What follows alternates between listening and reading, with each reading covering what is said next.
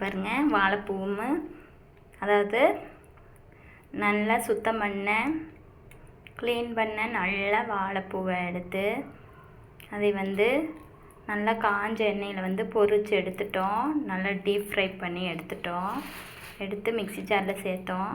அதுக்கப்புறம் ஊற வச்ச துவரம்பருப்பும் அதாவது ஒரு கைப்பிடினா ஒரு 2 கைப்பிடி அளவு தண்ணீரில் ஊற வச்ச துவரம்பருப்பு கடலைப்பருப்பை நல்லா ஊறுனதுக்கப்புறம் அந்த பொரிச்ச வாழைப்பூ கூட மிக்ஸி ஜாரில் சேர்த்து இந்த மாதிரி அரைச்சிக்கோங்க.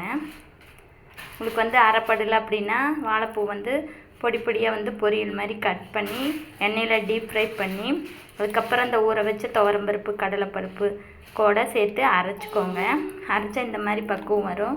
இந்த பக்குவத்தில் எடுத்து இந்த சிறிய பொடி பொடியாக அரிஞ்சு வச்சுக்கிற பெரிய வெங்காயம், சோம்பு, சீரகம், ஒரு சிட்டிகை பெருங்காயத்தூள் கூட தேவையான அளவு உப்பு சேர்த்து மிக்ஸ் பண்ணிக்கோங்க. இந்த மாவை எடுத்து இப்போ வடை பக்குவத்தில் தட்டி எண்ணெயில் டீப் ஃப்ரை பண்ணிங்க அப்படின்னா வாழைப்பூ வடை உங்களுக்கு ரெடி. அதோட தோற்புத்தன்மை எடுக்கிறதுக்காக தான் எண்ணெயில் டீப் ஃப்ரை பண்ணோம்.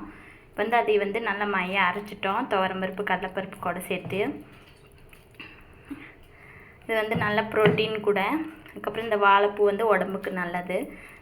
ஸ்நாக்ஸ் மாதிரி செஞ்சு சாப்பிடலாம். இந்த மாதிரி மையாக அரைச்சிங்கன்னா உங்களுக்கு பருப்பு அதாவது வடை பக்குவத்துக்கு மாவு ரெடி ஆயிருங்க. தண்ணி ஊற்றாமல் நல்லா கெட்டியாக அரைச்சிக்கோங்க. இல்லை அரைக்க முடியல அப்படின்னா நீங்கள் 1/4 டம்ளர் தண்ணி ஊற்றியும் கூட அரைச்சிக்கலாங்க.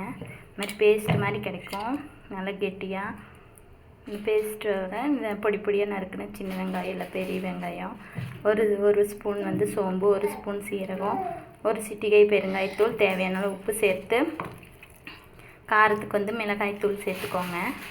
சேர்த்து வடை பக்குவத்துக்கு தட்டி எண்ணெயில் டீப் ஃப்ரை பண்ணிங்க அப்படின்னா வாழைப்பூ வடை ரெடி.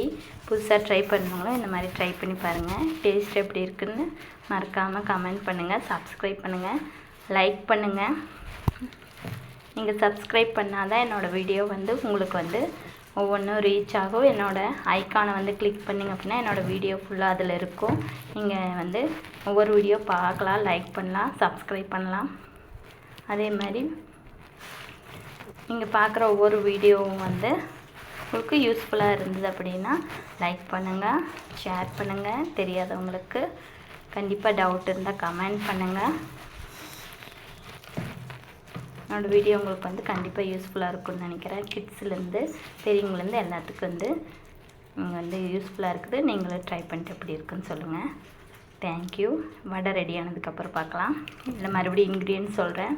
க்ளீன் பண்ண வாழைப்பூவை நல்லா காஞ்ச எண்ணெயில் ஃப்ரை பண்ணி எடுத்துக்கோங்க. ப்ரௌன் கலரில் இல்லைன்னா வயலட் கலரில் ஃப்ரை ஆயிரும். அதை எடுத்து ஒரு மிக்ஸி ஜாரில் சேர்த்துக்கோங்க.